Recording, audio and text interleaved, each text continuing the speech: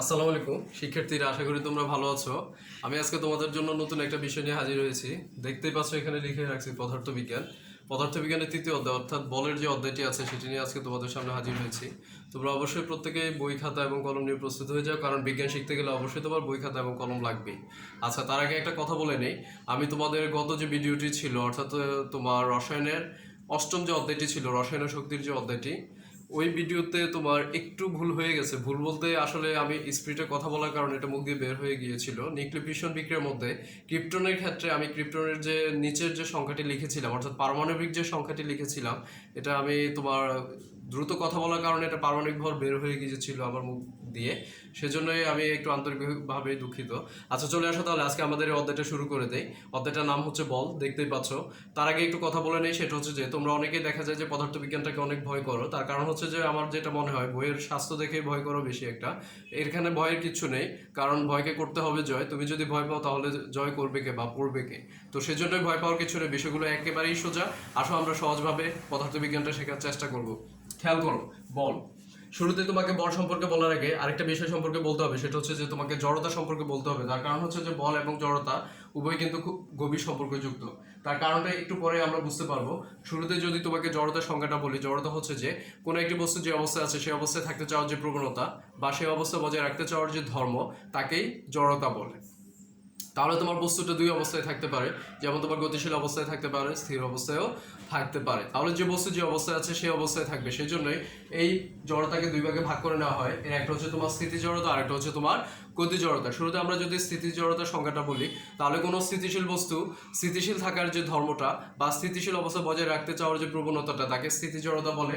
আর গতিশীল কোনো বস্তু তার গতিশীলতা বজায় রাখতে চাওয়ার যে ধর্ম বা গতিশীলতা বজায় রাখতে চাওয়ার যে প্রবণতা, তাকে গতি জড়তা বলে। আমরা যদি একটি উদাহরণ ব্যবহার করি তাহলে আমরা এই বিষয়টি আরো খুব সহজে বুঝতে পারবো। আর এই উদাহরণটি আমাদের ব্যক্তি জীবনে ঘটে থাকে। যেমন আমরা বাসে করে যখন এক জায়গা থেকে অন্য জায়গায় যাই, তখন আসলে এই দুই ধরনের জড়তার ঘটনাটাই ঘটে থাকে। আমাদের দেহের যে অঙ্গগুলো বাসের সিটের সাথে সংলগ্ন অবস্থায় থাকে, সেটা বাসের সাথে সম্পর্কযুক্ত থাকে। আর বাকি যে উপরের অঙ্গটি আছে সেটি কিন্তু বাসের বিপরীতে সম্পর্কযুক্ত থাকে। যেমন তুমি একটু খেয়াল করো, শুরুতে যদি আমরা স্থির জড়তার কথা বলি, তাহলে আমাদের ক্ষেত্রে তখন স্থির জড়তা কিভাবে কাজ হয় দেখো। যখন বাসটি চলতে শুরু করে, আমাদের দেহের নিম্নের যে অংশগুলো আছে বা যে অঙ্গগুলো সিটের সাথে সংযুক্ত থাকে, সেগুলো বাসের সাথে গতিশীল হয়ে যায়, কিন্তু উপরের অংশটি স্থির হয়ে যাওয়ার কারণে আমরা কিন্তু তোমার পেছনের দিকে হেলে পড়ে যাই। এটা স্থির জড়তা। আবার যখন তোমার দেখা যায় যে হঠাৎ বাসটা ব্রেক করে ফেলে, তখন তোমার আমাদের দেহের যে অঙ্গগুলো সিটের সাথে সম্পর্কযুক্ত ছিল, সেগুলো কিন্তু তোমার বাসের সাথে তাল মিলিয়ে স্থির হয়ে যায়, কিন্তু উপরের অঙ্গটি তখন গতিশীল হয়ে যায়, যার কারণে আমরা সামনের দিকে হেলে পড়ি। তাহলে এই যে দুই ধরনের ঘটনাটি আছে, এটি মূলত দুই ধরনের জড়তার কারণে ঘটে থাকে। একটা হচ্ছে তোমার স্থির জড়তা, আর একটা হচ্ছে গতি জড়তা। এর সাথে বলের সম্পর্কটা এখনই আমরা বের করে ফেলবো কিভাবে দেখো। আমরা যদি বলের সংজ্ঞাটা বলি, বল যে সংজ্ঞাটি দেওয়া যেতে পারে, বলের সংজ্ঞাটি, সেটি হচ্ছে যে যা কোনো একটি স্থির বস্তুর উপর ক্রিয়া করে বস্তুটিকে গতিশীল করে, বা কোনো গতিশীল বস্তুর উপর ক্রিয়া করে তাকে স্থির করে দেয়, তাকেই মূলত বল বলা হয়ে থাকে। তাহলে বল কিন্তু তোমার কোনো স্থির বস্তুকে গতিশীল করবে বা কোনো গতিশীল বস্তুকে স্থির করে দিবে। তাহলে এটার কিন্তু জড়তার সাথে সম্পর্কটা চলে আসা। আগে আমরা বলের ভাগটা একটু দেখে নেই। বলকে তোমার প্রথমত দুই ভাগে ভাগ করে নেওয়া হয়। আমি বলছি তোমাকে, একটা হচ্ছে তোমার মৌলিক বল, আর একটা হচ্ছে লব্ধ বল। আচ্ছা, এখানে আমি লিখে নেই তোমার একটা একটা হবে মৌলিক বল, আর একটা হচ্ছে লব্ধ বল। হ্যাঁ, একটু দেখো এখানে এই যে প্রকার ভেদগুলো লিখলাম, এই প্রকার ভেদগুলো হচ্ছে আসলে মূলত তোমার মৌলিক বলের প্রকার ভেদটা। তাহলে এখানে হবে তোমার মৌলিক বল। হ্যাঁ, খেয়াল করো, তাহলে বলকে আমরা প্রধানত দুই ভাগে ভাগ করে নিতে পারি। একটা হচ্ছে মৌলিক বল, একটা হচ্ছে লব্ধ বল।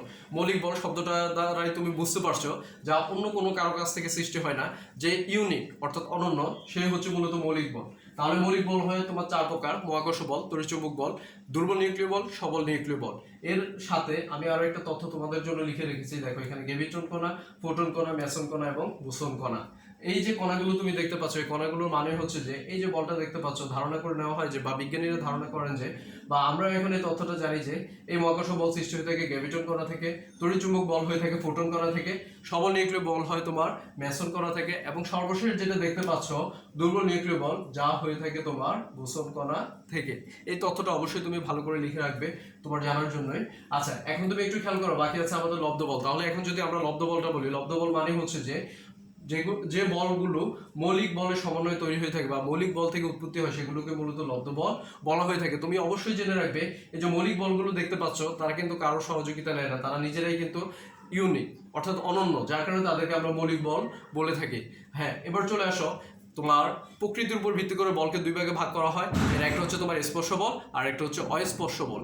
স্পর্শ বলের সংজ্ঞাটা যদি আমরা বলি তাহলে এখানে তোমার যে বলটি কার্যকর হবে বা যে উপাদানগুলো থাকবে উপাদানগুলোকে একে অপরের সংস্পর্শে আসতে হবে, অর্থাৎ দুটি বস্তুর সংস্পর্শে যে বলটি কার্যকর হয় সেটাকে মূলত স্পর্শ বল বলা হয়ে থাকে। তাহলে স্পর্শ বলের শর্ত হচ্ছে যে দুটি বস্তুকে একে অপরের সংস্পর্শে আসতে হবে। যেমন আমরা যখন তোমার কোনো একটা বস্তুকে ধাক্কা দেই অথবা টানি তখন কিন্তু তোমার স্পর্শ বলের কাজটি সংঘটিত হয়ে থাকে। চলে আসে এরপরে অস্পর্শ বল। অস্পর্শ বল মানে হচ্ছে যে যেখানে তোমার ক্রিয়াশীল বস্তুগুলোর মধ্যে যে বলটা কার্যকর হবে সেই বলটা কিন্তু তোমার কি হবে না, বস্তুগুলোকে একে অপরের সংস্পর্শে আসতে হবে না, অর্থাৎ সংস্পর্শ ছাড়াই বা একে অপরের নিকটবর্তী আসা ছাড়াই যে বলটি সংঘটিত হয় সেটাকে বলা হয়ে থাকে অস্পর্শ বল। অস্পর্শ বলগুলো হয় যেমন তোমার অভিকর্ষ বল বা মহাকর্ষ বল। এবার চলে আসে আমরা আরো দুই ধরনের বল জেনে নিব। এর একটা হচ্ছে তোমার সাম্য বল আর একটা হচ্ছে অসাম্য বল। তার আগে একটু বলে রাখি, এখানে তোমরা যেগুলো দেখতে পাচ্ছ এগুলো আসলে মূলত হচ্ছে কিছু প্রশ্ন যেগুলো আমরা সমাধানের চেষ্টা করব। তার কারণটা কি দেখো, যখন তুমি যে পাঠটা শেষ করে ফেলো ওই পাঠ সম্পর্কযুক্ত যদি গাণিতিক অংশটা দেখে ফেলো আমার মনে হয় যেন তোমরা খুব ভালো বুঝতে পারবে পদার্থবিজ্ঞানটাকে বা অনেক মজা করে নিতে পারবে। যেমন রসায়নের ক্ষেত্রে আমরা যেমন রস বের করে নিতে পারি, পদার্থবিজ্ঞানের ক্ষেত্রেও কিন্তু সেই ধরনের চেষ্টাই চালাতে হবে। চলে আসে এবার আমরা এখন যে তথ্যটা নিয়ে কথা বলবো সেটা হচ্ছে যে তোমার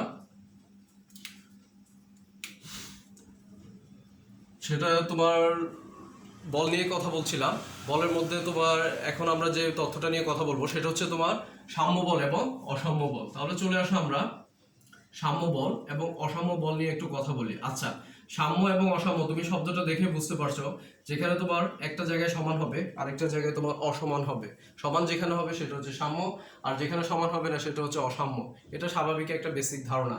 আসলে মূলত পদার্থবিজ্ঞানের মধ্যে কিভাবে ঘটে থাকে দেখো, এখানে যে বলগুলো প্রযুক্ত হয় যেমন ধরো একটা বস্তুর মাঝে যে বলগুলো প্রযুক্ত হয়, বা এখানে কি শুধু একটা বলই প্রযুক্ত হয়, বস্তুর উপরে কিন্তু একটা বল প্রযুক্ত হয় না, একই সাথে বেশ কয়েক ধরনের বলই থাকতে পারে। যেমন যদি আমি তোমাদেরকে একটা উদাহরণ দিই, ধরো তোমার এখানে আমরা একটা পেন্ডুলাম সাজালাম, অথবা যদি তুমি দোলনায় ঝুলে থাকো সেটাও হতে পারে, বা একটু যদি খেয়াল করো আমি ধরো মার্কারটাকে এভাবে হাতে ধরে রাখলাম বা এভাবে ধরলাম, এটাই কিন্তু তোমার সাম্য বলের উদাহরণ হিসেবে কাজ করবে। কিভাবে কাজ করবে দেখো, এই যে ধরো তোমার এখানে এই বস্তুটা ভারী হতে পারে, কিন্তু এটা ধরো আমি যে চিত্রটা আঁকলাম এটাতে দেখতে পাচ্ছ সে স্থির অবস্থায় আছে। তার কারণ হচ্ছে যে এখানে তোমার দেখো এই বস্তুটার মধ্যে যে বলটা কার্যকর হয় সেটা হচ্ছে তার ওজনের কারণে কার্যকর হয়, অর্থাৎ পৃথিবী তার উপরে আকর্ষণ করে আছে, অভিকর্ষ বল। অভিকর্ষ বলের কারণে সে নিচের দিকে আসতে চায়, কিন্তু এখানে যে সূত্রটি দেখতে পাচ্ছ তার টেনশন ফোর্সের কারণে অর্থাৎ টি কার্যকর হওয়ার কারণে এটা তোমার নির্দিষ্ট একটা জায়গায় স্থির অবস্থায় থাকে, অর্থাৎ উভয় বল কিন্তু এখানে তোমার সাম্য অবস্থায় আছে। সাম্য অবস্থায় বলতে তার উপরে তোমার যে অভিকর্ষ বলটি কার্যকর আছে এবং এই সূত্রটি তাকে যে বলে টেনে ধরে রাখছে, উভয় সমান হওয়ার কারণে বস্তুটি একটা নির্দিষ্ট জায়গায় স্থির অবস্থায় আছে। বা এই যে মার্কারটি দেখতে পাচ্ছ মার্কারের উপরে আমিও কিন্তু বল প্রয়োগ করছি, এই দুইটি বল সমান হওয়ার কারণে বা এই সাম্য অবস্থা বজায় থাকার কারণে মার্কারটি কিন্তু এই জায়গায় স্থির অবস্থায় আছে। আমি যখন এটাকে ছেড়ে দিব তখন কিন্তু সে অনায়াসে নিচের দিকে পড়ে যাবে, তার কারণ তখন কিন্তু তার অভিকর্ষ বলের পরিমাণটা বেড়ে যাবে। হ্যাঁ, এবার তুমি একটু খেয়াল করো, এখানে যদি আমরা একটু পরিবর্তন করার চেষ্টা করি, পরিবর্তন বলতে ধরো এটাকে যদি এদিকে নিয়ে আসি, অর্থাৎ এটাকে যদি ধুলতে দেই, ধরো তোমার এদিকেও যদি নিয়ে আসি, যেমন তোমরা যেটা পার্কে গেলে কাজটা করে থাকো। হ্যাঁ, এখন তুমি একটু খেয়াল করো তো, এটাকে ধুলতে দিলে এটা কি এই জায়গায় স্থির অবস্থায় থাকবে? সে কিন্তু এই জায়গায় স্থির অবস্থায় থাকবে না, সে কোথায় চলে আসবে? এখানে চলে আসার চেষ্টা করবে। তার কারণ হচ্ছে যে এখানে সে স্থির অবস্থায় থাকতে পারবে। এখানে যে অবস্থায় আছে এখানে কিন্তু তার অভিকর্ষ বলটা এভাবে সোজা নিচের দিকেই কাজ করছে, বলটা কিন্তু এভাবে বাঁকাভাবে কাজ করছে না, এখানেও ঠিক একই রকম ভাবে এভাবে নিচের দিকেই কাজটা করছে অভিকর্ষ বলটা। আর এই বলের প্রভাবের কারণে এখানে কিন্তু বস্তুটা সাম্য অবস্থায় চলে আসতে চায়। এখন ধরেই কি সে সাম্য অবস্থায় চলে আসবে? ধরেই কিন্তু সে সাম্য অবস্থায় চলে আসবে না, কারণ তুমি এখানে যে বলটা প্রয়োগ করছো ওই বলের সাথে অভিকর্ষ যে বলটা প্রয়োগ হচ্ছে, অর্থাৎ তার ওজনের কারণে যে বলটা কার্যকর হচ্ছে পৃথিবী কর্তৃক, এই দুইয়ের সমন্বয়ে যখন হবে অর্থাৎ সাম্য অবস্থা যখন হবে তখন কিন্তু সে স্থির অবস্থায় চলে আসবে, এর আগ পর্যন্ত কিন্তু না। তাহলে তোমার সাম্য বলটা ক্লিয়ার হয়ে গেলে এবার দেখো অসাম্য বলটা। অসাম্য বলের ক্ষেত্রে তোমার কি হয়ে থাকে বা অসাম্য বলটা কি, তোমরা হয়তো অনেকেই কি করো একটা সুতলি নাও বা একটা দড়ি নিয়ে কি করো, একটা নির্দিষ্ট বিন্দু ধরে নাও এবং সেখানে একটা রুমাল ধরে নাও। ধরো তোমরা কয়েকজন বন্ধু দুই দলে ভাগ হয়ে এটাকে টানার চেষ্টা করো, যার দিকে এটা চলে যাবে অর্থাৎ রুমালটা যার দিকে বিন্দুটা অতিক্রম করবে বা যে দিকটায় যাবে তাহলে তাদের কি বল বেশি হবে। তাহলে এখানে উভয় পক্ষের বল কিন্তু বেশি হচ্ছে না, এটাকে বলা হয়ে থাকে অসাম্য বল, অর্থাৎ যেখানে সাম্য অবস্থা বজায় থাকবে না সেটাই হচ্ছে মূলত অসাম্য বল। ধরো এখানে যদি এটার ওজনটাকে বাড়িয়ে দেয় তাহলে সুতাটা ছিঁড়ে যাবে, তাহলে এটা অবশ্যই কি হয়ে যাবে, অসাম্য বল হয়ে যাবে। অর্থাৎ প্রযুক্ত বল অপেক্ষা বা এখানে যে কার্যকর বলটা আছে সেটা সমান হবে না, যার কারণে এটা হয়ে যাবে তোমার অসাম্য বল। চলে আসা এখন আমরা নতুন আরেকটা বিষয় সম্পর্কে জানবো, আর সেটা হচ্ছে খুবই গুরুত্বপূর্ণ একটা বিষয়, আর সেই বিষয়টি হচ্ছে তোমার ভর বেগ। এখানে কিন্তু তোমার এই যে জড়তাটা পড়ালাম আমি, এই জড়তার মধ্যে কিন্তু তোমার নিউটনের প্রথম সূত্রটা ছিল, তবে আমরা এই সূত্রগুলো একই সাথে আলোচনা করব, তাহলে তোমার জন্য খুব সহজ হবে, সেজন্য আমি এখন আর সূত্রগুলো নিয়ে কোনো কথাই বলছি না।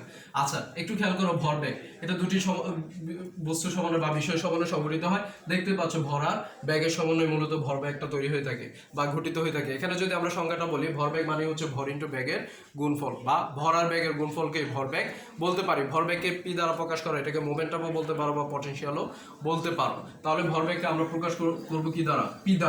তাহলে পি সমান লিখতে পারি ভর হচ্ছে এম আর ব্যাগ হচ্ছে ভি। হ্যাঁ, এখানে তুমি অবশ্যই জানো যে এই যে ভিটা দেখতে পাচ্ছ সে হচ্ছে তোমার একটা ভেক্টর রাশি, কারণ তার মান আছে দিক আছে, আর ভর হচ্ছে তোমার স্কেলার রাশি। তাহলে এই যে ভরবেগটা দেখতে পাচ্ছ এটাকে তুমি অনায়াসে ধরে নিতে পারো সে একটা ভেক্টর রাশি। হ্যাঁ, এবার চলে আসো, তাহলে আমরা এখানে যদি তার এককটা বের করতে চাই, এককটা বের করা কিন্তু একবারই সোজা। তুমি এখন এককটা কিভাবে বের করবে, ভরের একক তুমি অনায়াসে জানো, এটা হচ্ছে তোমার কেজি, আর ব্যাগের একক হচ্ছে তোমার মিটার পার সেকেন্ড। তাহলে ভরবেগের এককটা দাঁড়াচ্ছে কেজি মিটার পার সেকেন্ড। অবশ্যই তোমাকে এই একক এবং মাত্রাগুলো খুব ভালো করে জানতে হবে, তার কারণ হচ্ছে যেগুলো বহু নির্বাচনী প্রশ্নে চলে আসে, আর এই বহু নির্বাচনী প্রশ্ন তোমাকে ভালো রেজাল্টের জন্য খুবই সহায়তা করবে, সেজন্য এটাতেও কিন্তু তোমাকে জোর দিতে হবে। এখানে মুখস্থ করার কিছু নেই, চলে আসো এবার মাত্রাটা বের করে নেই। মাত্রাটা বড় মানে হিসেব করা হয়ে থাকে, এটা তোমরা জানো। ভর এটা হচ্ছে মাস, ক্যাপিটাল এম হবে, আর ব্যাগ সমান কি দূরত্ব বাই সময়, অর্থাৎ এটা হয়ে যাবে তোমার এলটি ইনভার্স 1। তাহলে আমরা বের করে ফেললাম ভরবেগের একক এবং মাত্রা। চলে আসো এবার আমরা এই সম্পর্কিত কিছু অঙ্ক দেখব। এখন অঙ্ক দেখার আগে তোমাকে একটু গ্রাফ নিয়ে চিন্তা করতে হবে, কারণ প্রথম যেটা দেখতে পাচ্ছ এটা আসলেই তুমি দেখো ওই বস্তুর ভরবেগ কত, অর্থাৎ ভরবেগ বের করতে বলছে। তাহলে আগে গ্রাফ তোমাকে ভালো জানতে হবে, তাহলে তুমি এই অঙ্কগুলো খুব সহজে করে ফেলতে পারবে। এখানে দুই ধরনের গ্রাফ হবে। কি কি গ্রাফ হবে এবার তোমাকে আগে বলে রাখি। দেখো এখানে তোমার প্রথম যে গ্রাফটা হবে সেটা হচ্ছে যে ধরো তোমাকে এখানে পি বনাম বি এর একটা গ্রাফ করতে বললো তোমাকে। পি বনাম বি এর গ্রাফটা কিভাবে হবে আমি এঁকে দিচ্ছি। দেখো এটা হচ্ছে তোমার এক্স অক্ষ বরাবর, এটা হচ্ছে ওয়াই অক্ষ বরাবর। পি বনাম বি গ্রাফটা দেখো, যে শুরুতে হবে তাহলে সে থাকবে ওয়াই অক্ষ বরাবর, যে শেষে হবে তাহলে সে হবে এক্স অক্ষ বরাবর। তাহলে পি হবে তোমার ওয়াই অক্ষ বরাবর আর বি হবে এক্স অক্ষ বরাবর। হ্যাঁ, পি বনাম বি এর গ্রাফটা তাহলে এখানে তোমার আমরা যদি লিখি পি ইকুয়াল কি দাঁড়ালো, এম বি দাঁড়ালো। এখন তুমি যদি এম এর মান দেখো, এই যে পি আর বি এর সমন্বয় লিখতে চাও তাহলে এম ইকুয়াল টু দাঁড়ায় পি বাই বি। এখান থেকে তুমি এম এর মানটা বের করতে পারবে। কিভাবে বের করতে পারবে, এখানে আসলে তোমার একটা কোণ সৃষ্টি হয়, এই কোণটা হয়ে থাকে তোমার ট্যানজেন্টের সাহায্যে। তার কারণ হচ্ছে যে তোমার এখানে যে মানগুলো দেওয়া আছে এগুলো দেখতেই পাচ্ছ, তোমার এখানে দেওয়া আছে কি দৈর্ঘ্য দেওয়া আছে আর লম্ব দেওয়া আছে, ভূমি দেওয়া আছে আর লম্ব দেওয়া আছে, বা দৈর্ঘ্য দেওয়া আছে প্রস্থ দেওয়া আছে। এখানে ভূমি আর লম্ব নিয়ে কথা বলবো, কারণ ত্রিকোণমিতিতে তোমরা জেনে আসছো টেরা লম্বা ভূত, অর্থাৎ ট্যান থিটা সমান লম্ব বাই ভূমি। চলে আসো এবার, তাহলে আমরা লিখি তোমার ট্যান থিটা সমান কি লেখা যায় বলো তো, লম্ব বাই ভূমি লেখা যায়, তাহলে পি বাই ভি। তো এখানে তো তুমি পি আর ভি এর মান দেওয়া নেই, তাহলে এখানে তোমার যে থিটাটা দেখতে পাচ্ছ তার একটা মান দেওয়া থাকে, এই মানের সাহায্যে আমরা আসলে বের করে ফেলতে পারি। এটা তোমার বহু নির্বাচনী প্রশ্নে আসবে, সেজন্য আমি দেখাচ্ছি। তাহলে এখানে তুমি যদি এটা সমান এম লিখতে পারো তাহলে এম সমান এটাও লিখতে পারো। তাহলে এম সমান আমরা 10, এই যে 45 দেওয়া আছে 45টা লিখে দিলাম, তাহলে এম এর মান চলে আসে তোমার 1 কেজি। তাহলে থিটার মানের সাহায্যে তুমি কিন্তু ভরটা বের করতে পারছো। আর দ্বিতীয় যে গ্রাফটা হয় সেই গ্রাফটা হবে তোমার এম এর সাথে বি এর সম্পর্কযুক্ত, অর্থাৎ এখান থেকে আমরা ভরবেগ বের করব। তাহলে সেই গ্রাফটা কিভাবে হবে দেখো একটু, আর সেই গ্রাফটা হবে তোমার, এটা ছিল পি বনাম বি আর সেটা হবে এম বনাম ভি। হ্যাঁ, এবার তুমি একটু দেখো এখান থেকে কি বের করতে পারবে, এম আর বি হচ্ছে কি ভর ইন্টু ব্যাগ, তাহলে এখান থেকে ভরবেগ বের করতে পারবে M into v equal p. এমটা দেওয়া আছে দেখো তোমার এখানে দৈর্ঘ্য বরাবর দেওয়া আছে, এমটা দেওয়া আছে প্রস্থ বরাবর, ভিটা দেওয়া আছে দৈর্ঘ্য বরাবর, তাহলে দৈর্ঘ্য ইনটু প্রস্থ সমান সমান ক্ষেত্রফল, তাহলে এখান থেকে তুমি ক্ষেত্রফল বের করতে পারবে। আমার বিষয়টা ক্লিয়ার? তাহলে আমরা এখান থেকে কি কি বের করতে পারবো? বস্তুর ভর বের করতে পারবো, ভরবেগ বের করতে পারবো। ভরবেগ বের করতে গেলে কি লাগবে? ক্ষেত্রফলটা লাগবে। বুঝতে পারছো সবাই? বুঝলে তাহলে এই অঙ্কটা এখন তোমার জন্য খুবই সহজ হয়ে যাবে। চলে আসো আমরা অঙ্কটার সমাধান করে নিই। এটা ভরবেগের অঙ্ক, অনেক সময় চলে আসে, একটু মনোযোগ সহকারে খেয়াল করবে। একটু দেখো এখানে কি কি মান দেওয়া আছে, ভালো করে খেয়াল করো। এই যে এক্স অক্ষ বরাবর যেটা দেখতে পাচ্ছ, এক্স অক্ষ বরাবর ভি এর মান দেওয়া আছে, আর যে ওয়াই অক্ষ দেখতে পাচ্ছ, ওয়াই অক্ষ বরাবর তোমার ভরের মানটা দেওয়া আছে। আচ্ছা, এখানে আমরা এই মানগুলো কিভাবে বের করব? আগে আমরা তোমার সূত্রটা লিখে নেই। আমরা যে সূত্রটা পেয়েছিলাম সেটা ছিল কি দেখো, এটা দ্বারা সংক্ষেপে আমরা জানি বোঝানো হয়, এটা বুঝে নিবে তোমরা। তাহলে পি ইকুয়াল এম ভি, আবার আজাইরা মনে করবা না। হ্যাঁ, একটু দেখো P equal to M V. আচ্ছা, এখানে তো এম দুইটা দেওয়া আছে, ভি এর মান অনেকগুলো দেওয়া আছে, তাহলে তুমি এখানে এম ভি লিখবে কিভাবে? আমরা কিন্তু তোমার কি পেয়েছিলাম? দৈর্ঘ্য আর প্রস্থ পেয়েছিলাম। দেখো এখানে কিভাবে কাজ করবো আমরা। এই যে দেখতে পাচ্ছ, হ্যাঁ এখানে ধরো একটু খেয়াল করে আমি এই রেখাটা মুছে দিচ্ছি, তাহলে তোমাদের জন্য আরেকটু ক্লিয়ার হবে। আচ্ছা, এটা ধরো তোমার এখানে এটা 5 কেজি ছিল, এখানে এসে 10 কেজি হয়ে গেল, বৃদ্ধি পেয়ে গেল। আচ্ছা, এই যে 10 কেজি হয়ে গেল, তাহলে 10 কেজি মানেটা কি? এটা বৃদ্ধি পেলো কিভাবে? ভরটা বৃদ্ধি পেলো কিভাবে? ধরো তোমার 5 কেজি ভরের একটা বস্তু নিয়ে পর্যন্ত আসার পর আরো একটা 5 কেজি ভরের বস্তু যোগ করে দেওয়া হলো, এবং সেটা নিয়ে এসে এত ব্যাগ পর্যন্ত চলে গেল, তাহলে এখানে 10 কেজি হয়ে গেল। হ্যাঁ, এখানে তোমার দেখো দুইটা জ্যামিতিক উপাদান তুমি তৈরি করতে পারো। কিভাবে তৈরি করতে পারো? এখানে এটাকে যোগ করে দাও, তাহলে উপরের যে অংশটা দেখতে পাচ্ছ সেটা হয়ে গেল একটা ত্রিভুজ, আর নিচের যে অংশটা দেখতে পাচ্ছ সেটা হয়ে গেল একটা আয়তক্ষেত্র, যেটাকে আমরা ট্রাপিজিয়াম বলতে পারি। তাহলে এখান থেকে আমরা মূলত মানগুলো বের করার চেষ্টা করব। একটা হবে ত্রিভুজ আর একটা হবে আয়তক্ষেত্র। চলে আসো আমরা কিভাবে বের করব দেখো। ত্রিভুজের ক্ষেত্রে যদি সূত্রটা বসাই, তাহলে ত্রিভুজের সূত্রটা তোমরা অবশ্যই জানো, আবার যা মনে হয়, হাফ ইন্টু ভূমি ইন্টু উচ্চতা। আচ্ছা, এখানে তুমি ভূমি বের করবে কিভাবে, উচ্চতা বের করবে কিভাবে, এটা তোমার জন্য একটা টেনশন হতে পারে। আচ্ছা, চলে আসো আমরা ভূমিটা বের করব কিভাবে আর উচ্চতাটা কিভাবে বের করব এটা একটু দেখে নেই।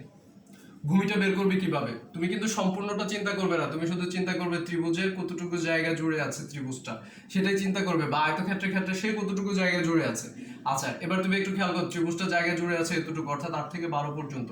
তাহলে এখান থেকে 12 থেকে 8 বাদ দিয়ে দাও, তাহলে তোমার ভূমিটা চলে আসে 4। আর উচ্চতা বের করবে, উচ্চতা আসলে হচ্ছে মূলত এতটুকু। একটু খেয়াল করে দেখো, তোমার এখানে 10 এখানে 5, তাহলে 10 থেকে 5 গেলে থাকে 5 যোগ। এবার তুমি আয়তক্ষেত্রের কথা চিন্তা করবে। আয়তক্ষেত্রের সূত্রটা কি বলো তো? হাফ ইন্টু সমান্তরাল বাহুদ্বয়ের যোগফল।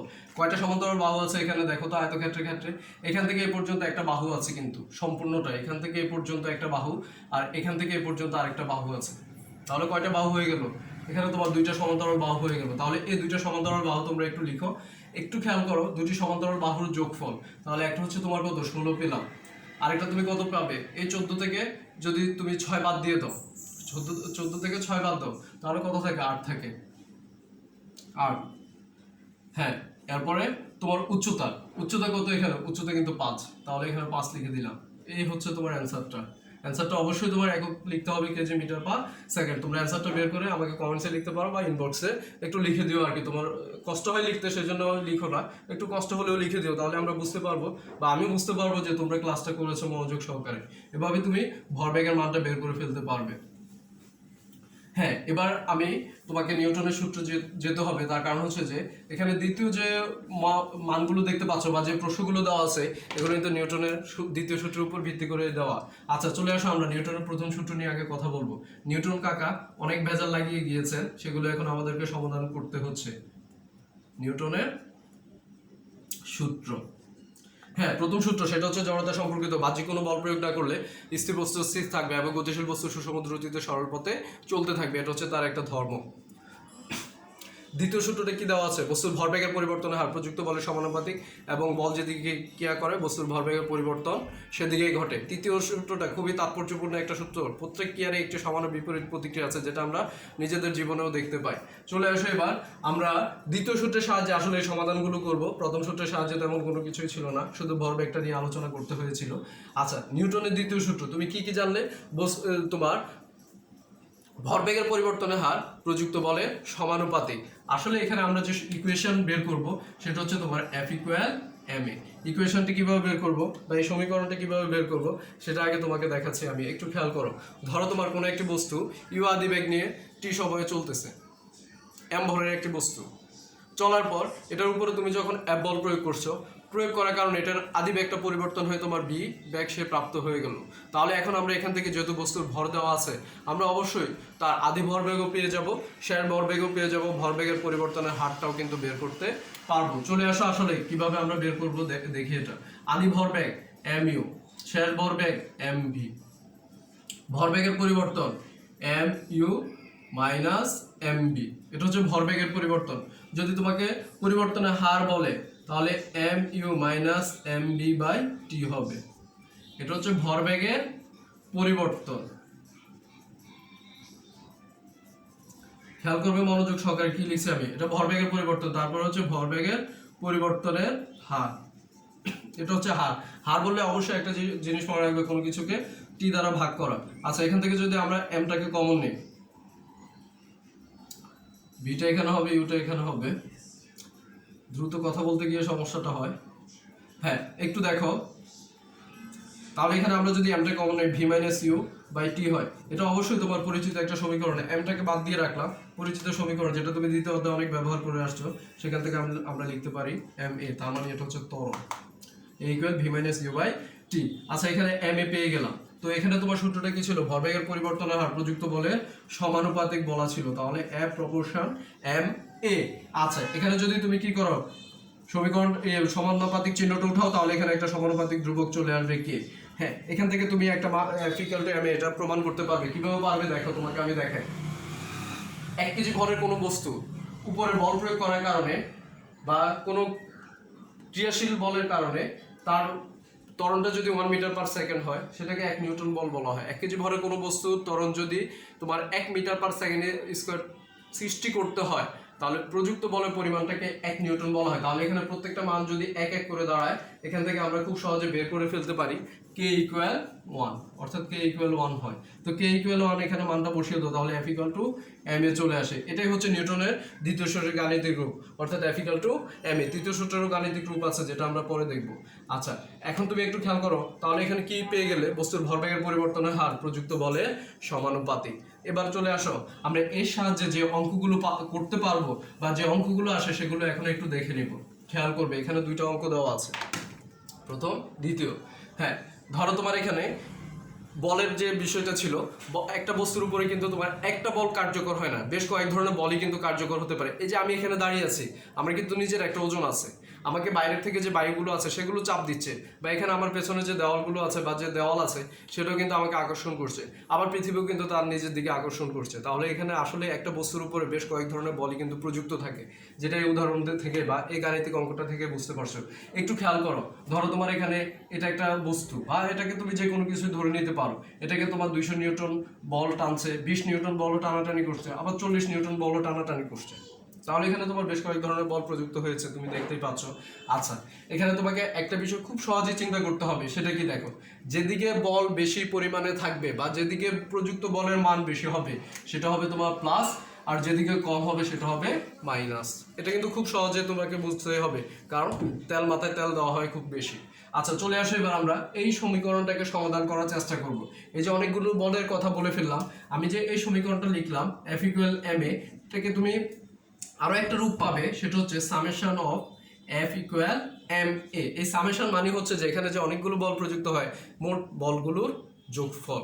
হ্যাঁ, এখানে যা দেখো তোমার কয়টা বল প্রযুক্ত হলো, টোটালি 3টা বল প্রযুক্ত হলো। এটাকে সামেশন অফ এফ দিয়ে লিখতে হয় যখন অনেকগুলো বল কার্যকর হয়ে যায়। তাহলে এবার আমরা এই সমীকরণের সাহায্যে মানটা বের করে ফেলতে পারি। কার মান বের করব? যেহেতু এখানে তোমার বল দেওয়া আছে, ভর দেওয়া আছে, তাহলে ত্বরণের মানটা বের করতে পারবো। এবার মানগুলো বসাও তুমি, এই দুইটা কিন্তু যোগ হবে, কারণ এদিকে প্রযুক্ত বলের মানটা বেশি আর এদিকে প্রযুক্ত বলের মানটা কম, যার কারণে সে ঋণাত্মক হয়ে যাবে। আচ্ছা, এখানে 200 যোগ তোমার 20 আর বিয়োগ হচ্ছে তোমার 40, আর এখানে ভর হচ্ছে তোমার 15 কেজি। আচ্ছা, আরেকটা বিষয়, তোমরা এখানে এককগুলো লিখলেও পারবে বা একেবারে অ্যান্সারে গিয়ে এককগুলো লিখলেও হয়, তবে এখান থেকে লিখে যেও বা লিখে যাওয়াটাই ভালো। আমিও তোমাদেরকে লিখে দিচ্ছি, মনে থাকে না মাঝে মাঝে। এত কেজি ইন্টু এ, এর মান বের করবো। আচ্ছা, এখন তুমি এখানে যোগ বিয়োগ করো, আমরা এই 5টাকে এদিকে নিয়ে আসি, 15 কেজিটাকে এদিকে নিয়ে আসলাম, এদিকে থাকলো। আর এখানে তোমার থাকে কত? 220 থেকে 40 চলে গেলে কত থাকে? 80, 180 থাকে। তাহলে এখানে থাকতেছে তোমার 180 নিউটন। তাহলে এখান থেকে তুমি এর মানটা পেয়ে যাবে, যা পাবে এটা অ্যান্সারটা বের করে ইনবক্সে পাঠাবে বা কমেন্টসে কষ্ট করে পাঠিয়ে দিবে। একটু খেয়াল করো, এখানে আমি এককটা লিখে দিচ্ছি মিটার পার সেকেন্ড স্কোয়ার, ত্বরণের একক, সেটা তোমরা অবশ্যই জানো। আচ্ছা, এই ছিল তোমার প্রথম অঙ্কটা। দ্বিতীয় সূত্র থেকে মনে রাখবে কোত্থেকে কি সমাধান করছি সেটা ভালো করে আগে খেয়াল করবে। এটা শেষ। এরপরে দেখো এবার দ্বিতীয়টা। 120 কেজি ভরের কোনো গাড়ি 1 মিটার পার সেকেন্ড স্কোয়ার ত্বরণে গতিশীল থাকলে কত ব্রেকজনিত বল একে থামাতে পারবে? আচ্ছা, এখন তুমি একটু চিন্তা করে দেখো তো, একটা গাড়ি যদি তোমার গতিশীল হয় তাহলে এখানে তার মাঝে কোন কোন বল কার্যকর থাকতে পারে?